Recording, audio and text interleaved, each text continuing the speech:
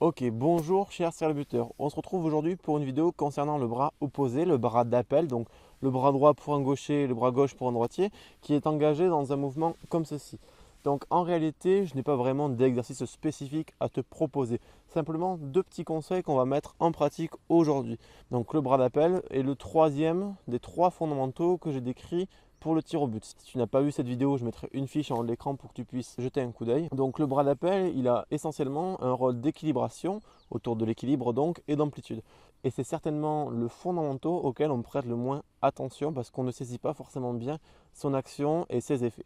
Donc ce qu'on va faire aujourd'hui, c'est tout simple, c'est d'essayer de buter en restant le bras opposé collé au corps pour voir ce que ça engendre comme changement et comme réajustement au niveau de notre posture. Donc c'est parti, premier conseil en image.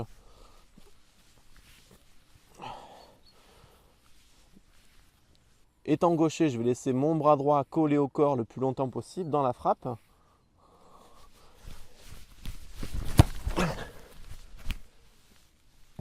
Ok.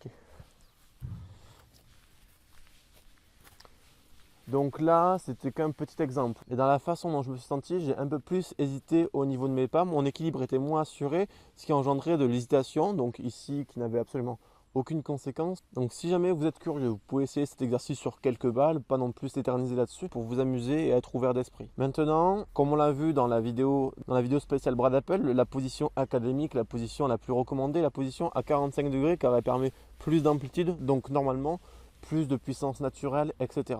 Bon, il y a des buteurs très précis et très puissants qui gardaient leurs bras au moins parallèles au sol.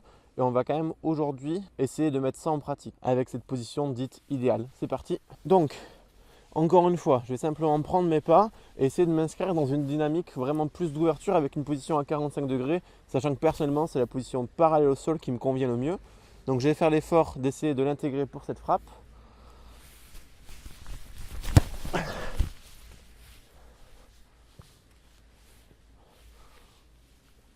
Ok, donc si jamais vous êtes en manque de puissance et que vous cherchez une astuce pour gagner de la distance sans passer trop de temps à la salle de muscu, dans les étirements ou dans des conseils improductifs, essayez de vous inscrire dans une dynamique plus large d'amplitude si jamais votre équilibre le permet. Cette position-là, parallèle au sol, est beaucoup plus sûre au niveau de l'équilibre. C'est pour ça que nombre de buteurs la maintiennent encore aujourd'hui. Je vous remercie pour votre visionnage. Vous êtes libre de vous abonner à la chaîne YouTube et de cliquer sur la cloche du buteur pour être au courant des prochaines sorties. En description, 5 vidéos bonus sur les 5 erreurs du buteur qui l'empêchent de progresser face au poteau et comment les corriger. Je vous remercie pour votre visionnage. Ne négligez pas votre bras d'appel. A très bientôt. Ciao.